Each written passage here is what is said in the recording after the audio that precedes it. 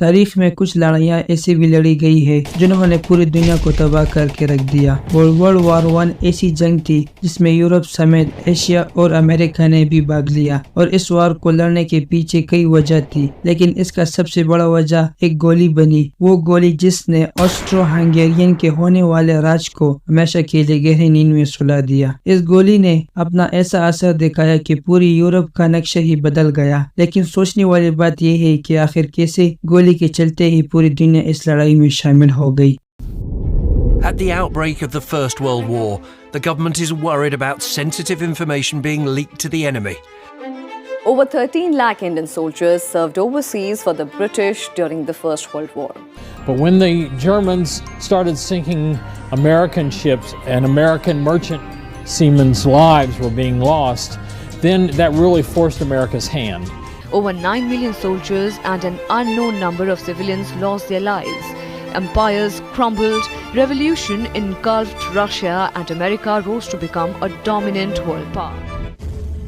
Almighty knowledge کی video میں ایک بار پھر سے خوش آمدید۔ ورلڈ وار 1 کو ہم یورپین وار اور گریٹ وار جیسے ناموں سے بھی جانتے ہیں۔ اس وار میں موسٹ ڈسٹرکشن کو دیکھتے ہوئے اس سے یہ سارے نام دیے گئے ہیں۔ ورلڈ وار 1 سے پہلے بھی دنیا میں کئی لڑائیاں ہوئی تھی، لیکن اس سے پہلے کبھی اتنے بڑے لیول پر کروڑوں لوگوں کی جان نہیں گئی تھی۔ ایسا ہی پہلی بار ہوا تھا جب کروڑوں لوگ بے گھر ہو گئے اور بڑے سے بڑے ملک ٹوٹ گئے تھے۔ لوگوں کا ماننا تو یہ بھی تھا کہ اس جنگ کے بعد دنیا میں کبھی کوئی اتنی بڑی جنگ نہیں ہوگی، اور اس جنگ سے یورپ نے بھی جو بھی ٹینشن ہے وہ بھی ختم ہو جائے گی، جس وجہ سے اسے دی وار ٹو اینڈ آل وار نام بھی ملا۔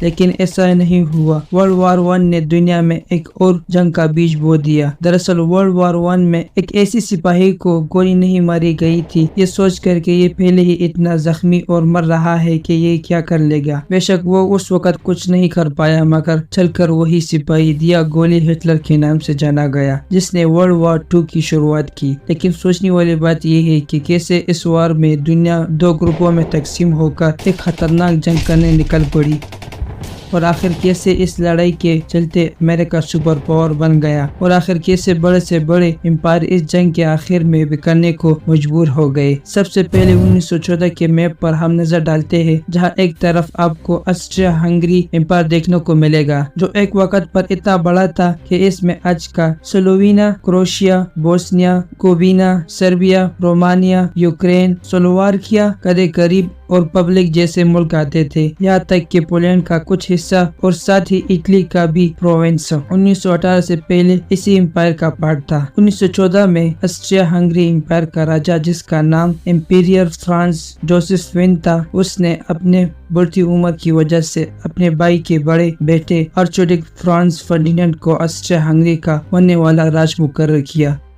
اس نے کاروبار سنبھالنا شروع کر دیا، جس کے بعد آرچڈیک نے اپنے ملک میں جگہ جگہ جا کر وہاں کے جائزہ لینے لگا۔ اسی دوران ایک بار پرنس فرانس فرڈینینڈ اور ان کی وائف صوفی کو آسٹریا ہنگری امپائر کے ساؤتھ میں بسے بوسنیا اور ہرزے کو جانا بھی پڑا۔ بوسنیا آسٹریا ہنگری امپائر کا پارٹ نہیں تھا، لیکن بالنگ کی سنی کی وجہ سے آسٹریا ہنگری امپائر کو بوسنیا کی راج کاش کو سنبھالنے کا حق ملا تھا۔ آسٹریا ہنگری نے اس حق کا فائدہ اٹھایا اور پوری بوسنیا اور دار سے گومینیا کو اکتوبر 1908 میں انسیک کر لیا۔ اس زبردستی کی راج سے بوسنیا کے لوگوں میں کافی غصہ تھا، ساتھ ہی آسٹریا ہنگری امپائر کے اتر میں بسے سربیا کنٹری کو بھی بوسنیا کے الیکسیشن سے اعتراض تھا، کیونکہ بوسنیا اور سربیا دونوں ہی ملکوں میں سنیک لوگ رہتے تھے، اس لیے بوسنیا پر آسٹریا ہنگری کے قبضے سے سربیا خوش نہیں تھا۔ الیکشن کے بعد سے ہی بوسنیا میں طرح طرح کے ریولوشن بننے لگے تھے۔ ان گروپ میں سے ایک گروپ ینگ بوسنیا بھی تھا۔ اس گروپ کو بلیک ہیڈ کے نام سے بھی جانا جاتا تھا، جو اپنی آزادی کی ڈیمانڈ کرتے تھے۔ اب جیسے ہی اس گروپ کو اندازہ ہوا کہ پرنس فرانس فرڈینینڈ دورے پر آنے والے ہیں، انہوں نے پرنس کو جان سے مارنے کا پلان بنا لیا۔ جب بوسنیا گئے تو اسی راستے میں بلیک ہیڈ گروپ کے 19 سال کے ممبر گیزیلو پرینٹ اور سب نے پرنس فرانس فرڈینینڈ اور ان کی وائف صوفی کو گولی چلا دی۔ जो 28 जुलाई 1914 को 11:15 पर बोस्निया में ऑस्ट्रिया हंगरी के होने वाले राज और इनकी वाइफ को सबके सामने मार दिया गया, वो भी एक 19 साल की लड़की ने जिसका साथ सर्बिया ने दिया था। इसके बाद ऑस्ट्रिया हंगरी के चीफ और general France Conrad von होट्ज़ेनडॉर्फ, foreign minister और लियोपोल्ड बटसन ने राजा को सजेस्ट किया। राजा को मशवरा दिया, कितना बड़ा हादसा होने के बाद हम आसानी से जंग में उतर कर खुलेआम सर्बिया पर कब्जा कर सकते हैं। हंगरी राज ने भी अपनी आर्मी चीफ की बात को एक्सेप्ट किया और सर्बिया को एक अनएक्सेप्टेबल अल्टीमेट भेजा। इस अनएक्सेप्टेबल अल्टीमेटम ने कई ऐसी शर्तें रखी गई थी जो कि एक आजाद मुल्क के लिए मानना नामुमकिन था। इसमें पहली शर्त ये है कि सर्बिया गवर्नमेंट उत्तर के लोगों को यूनाइट करने के पॉलिटिकल कैंपेन से दूरी बना ले ताकि बोस्निया ऑस्ट्रिया हंगरी का दीन देश बनकर रह सके। वार्निंग में ये भी कहा गया था कि Serbia army chief anti Australian आंदोलनकारियों का साथ देना बंद कर दे और सर्बिया प्रेस और स्कूल बुक्स में ऑस्ट्रिया के खिलाफ एंटी ऑस्ट्रेलियन तशहीर करना छोड़ दे। इन सभी शर्तों में छठी शर्त कुछ यूँ बनाई गई थी कि जिसे मानना सर्बिया के लिए बिल्कुल मुमकिन नहीं था। छठी शर्त में ये कहा गया था कि प्रिंस के हथियारों के खिलाफ सीरियस इन्वेस्टिगेशन चलाई जाए और इसमें ऑस्ट्रेलियन डेलीगेट्स को भी हिस्सा लेने का मौका मिल सके और साथ ही वोजिस्लेव टेंकोसिक और मिलान सेगानो जैसे सिविल सर्वेंट्स को अरेस्ट किए जाए जो हथियार की साजिश से जुड़े हुए थे। सर्बिया के सामने सबसे बड़ी चैलेंज ये थी कि वो इस अल्टीमेट का जवाब सिर्फ 48 घंटों में ही दे। लड़ाई की कोई खबर नहीं दी गई थी, लेकिन ये साफ हो चुका था कि इस वार्निंग को ठुकराने का नतीजा सिर्फ लड़ाई ही हो सकता है और हुआ भी कुछ ऐसा ही। 25 जुलाई 1944 को सर्बिया ने अपना रिप्लाई भेजा और सर्बिया के डिमांड्स न मानने पर 28 जुलाई 1914 को ऑस्ट्रिया हंगरी ने सर्बिया पर हमला कर दिया और जब वार दो मुल्कों के दरमियान शुरू हो गया और इसमें बाकी यूरोपियन और एशिया कंट्रीज ने क्यों छलांग लगा दी।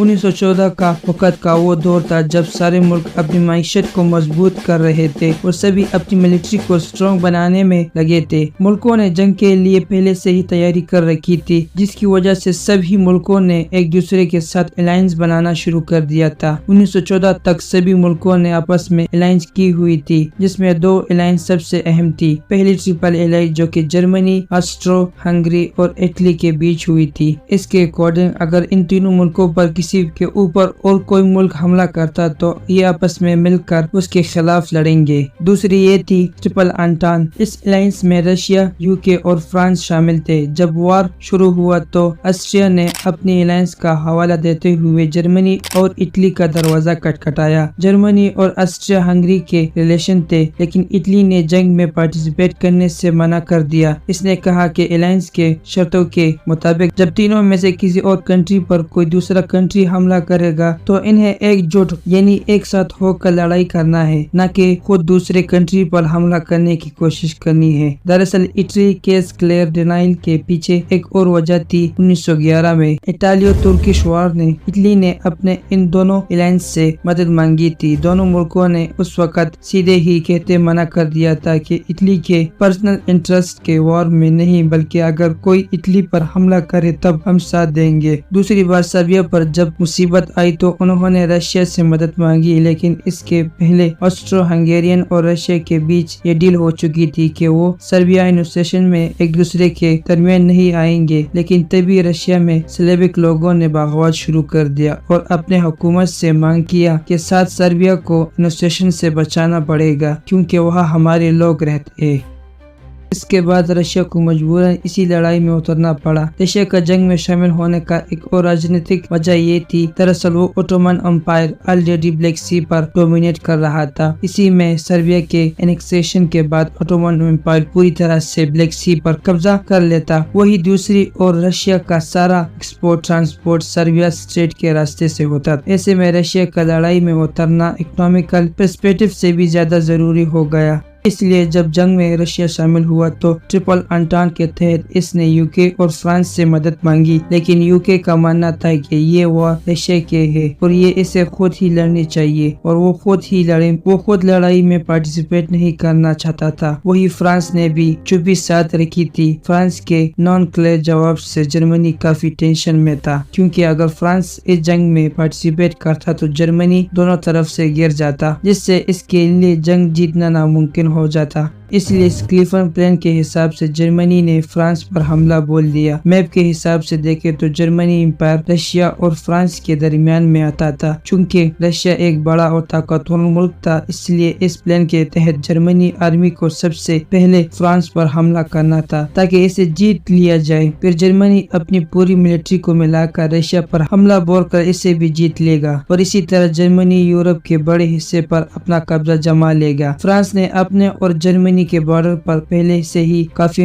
ہیوی ملٹری لگا رکھی تھی، اور انہوں نے فرانس پر حملہ بولنے کے لیے بیلجیم کے راستے کو اپنایا۔ ایسے میں بیلجیم جرمنی کو ان کے ملک میں گھسنے کی اجازت نہیں دیتا، جس سے جرمنی بیلجیم پر حملہ کر دیتا۔ یوکے اور بیلجیم کے درمیان سالوں پہلے لندن کی سندھی سائن ہوئی تھی، یعنی ٹریٹی آف لندن ہوئی تھی، جس کے اکارڈنگ اگر کبھی بھی کوئی بیلجیم پر حملہ کرے گا تو یوکے اس کی مدد کرے گا۔ تو بس ایک طرف یوکے بیلجیم کی سپورٹ میں وار میں شامل ہو گیا، اور دوسری طرف جب رشیا نے دیکھا کہ جرمنی فرانس پر اٹیک کرنے کے لیے بیلجیم کو تیار کر رہا ہے، تو دوسری طرف رشیا نے جرمنی پر حملہ کر دیا، اور اسی طرح یورپ کا ایک بڑا حصہ لڑائی میں اتر پڑا۔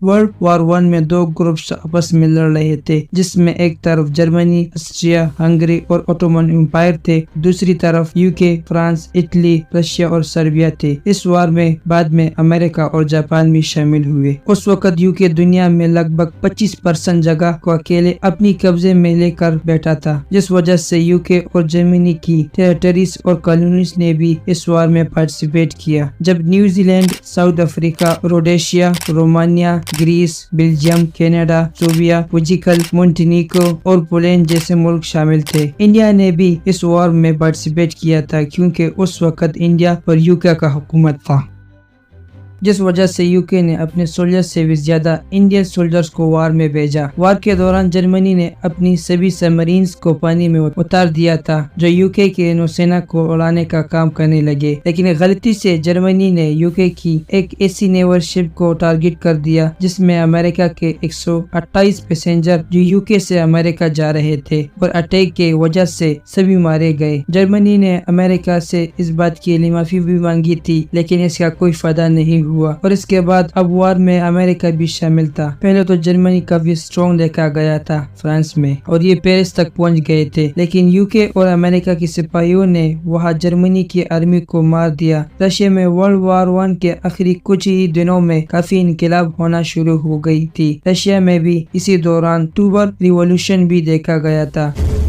جہاں لینن نے رشیا کی سطح کو اپنے ہاتھ میں لے لیا اور وار سے بیک آؤٹ کر لیا، یعنی پیچھے ہٹ گیا۔ اس بیک آؤٹ کے لیے لینن نے جرمنی کے ساتھ TTP بھی سائن کی تھی، جس کے بعد رشیا وار سے ہٹ گیا۔ وہی جرمنی کی بھی وار کے اینڈ تک کافی حالات خراب ہو چکی تھی۔ جرمنی کے لوگوں نے اپنے ملک میں ہی ایک دوسرے کے خلاف لڑنے لگے تھے، اس کی وجہ سے جرمنی کافی کمزور ہوتا چلا گیا، اور آخر میں جرمنی نے 12 نومبر 1918 کو اپنے ہاتھ ڈال دیے اور ورلڈ وار 1 ختم ہوا۔ ہمیں امید ہے کہ آپ کو ہمارا یہ ویڈیو پسند آ گیا ہوگا۔ اسی ہی انفارمیٹیو ویڈیو آپ کے لیے لاتے رہیں گے۔ تب تک کے لیے ہمارا ویڈیو لائک کر دے، اور ایسے انٹرسٹنگ ویڈیو دیکھنے کے لیے ہمارے چینل کو سبسکرائب کرے۔ تو ملتے ہیں اس طرح انٹرسٹنگ ویڈیو میں، تب تک کے لیے اپنا اور اپنے پیاروں کا خیال رکھے گا۔ خدا حافظ۔